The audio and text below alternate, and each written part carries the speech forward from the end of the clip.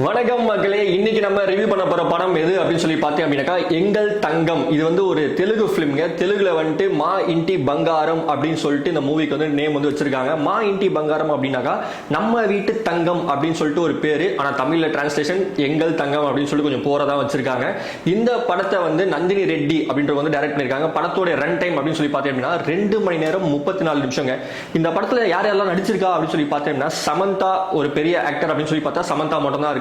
அதுக்கப்புறம் கன்னடா நடிகர் வந்து திகந்த், அதுக்கப்புறம் கௌதமி, அதுக்கப்புறம் சைத்தன்யா, இவங்க தான் வந்து கொஞ்சம் ஆக்டர் அப்படின்னு சொல்லிட்டு இந்த படத்தோட இருக்காங்க மெயின் கேஸ்ட்.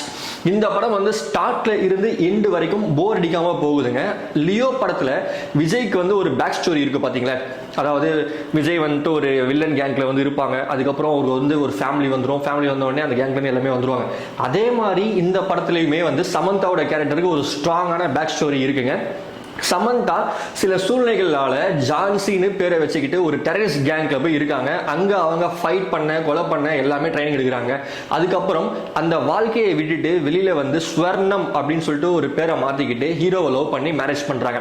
லவ் பண்ணி மேரேஜ் பண்ணதால அவங்க ஃபேமிலியில அக்செப்ட் பண்ணாம ஒரு 3 ஆண்டுகள் வந்து தள்ளி இருக்காங்க. அதுக்கப்புறம் அவங்க தம்பி மேரேஜ்க்கோ தங்கச்சி மேரேஜ்க்கோ திருப்பி அங்க வந்து என்ட்ரி ஆகும் போது அந்த ஃபேமிலியில பேரண்ட்ஸ் வந்து அக்செப்ட் பண்ண மாட்டேன்றாங்க. ஸோ அந்த ஃபேமிலி கூட எப்படிலாம் அவங்க வந்து ஒன்றிய வந்து ட்ரை பண்றாங்க.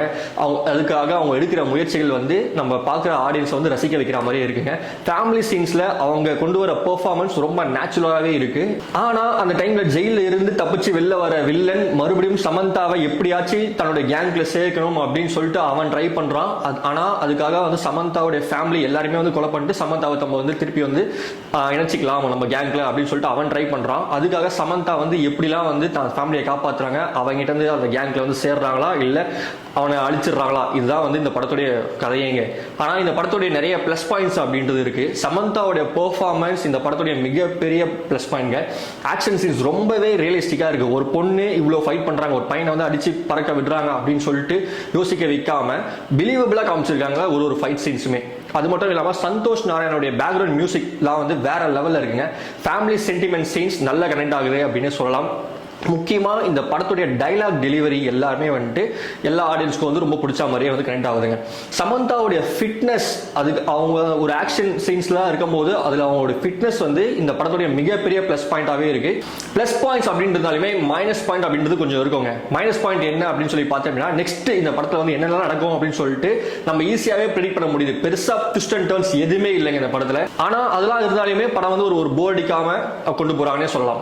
நான் பர்சனலா இந்த படத்துடைய கொடுக்குற ரேட்டிங்ஸ் என்ன அப்படின்னு சொல்லி பார்த்தீங்கன்னா 10க்கு 6.8 அப்படின்ற ஒரு ரேட்டிங் வந்து தரேன். நீங்க இந்த படத்தை பார்த்திருந்தீங்க அப்படின்னா உங்களோட ரேட்டிங் என்ன அண்ட் உங்க கருத்துக்கள் என்ன அப்படின்னு சொல்லிட்டு கீழே வந்து கமெண்ட் பண்ணுங்க. தொடர்ந்து இந்த மாதிரி மூவி ரிவ்யூஸை பார்க்கணும் அப்படின்னா நம்ம சேனலை சப்ஸ்கிரைப் பண்ண மறக்காதீங்க மக்களே. முக்கியமா சப்ஸ்கிரைப் பண்றீங்க அண்ட் பெல் நோட்டிபிகேஷனை கிளிக் பண்றீங்க. இந்த வீடியோ பிடிச்சி இருந்தா லைக் பண்ணி உங்க ஃப்ரெண்ட்ஸ் அண்ட் ஃபேமிலிக்கு ஷேர் பண்ணுங்க. மீண்டும் அடுத்த வீடியோவில் சந்திக்கும் வரை உங்களிடமிருந்து விடைபெறுவது உங்கள் மனோஜ். தேங்க்யூ.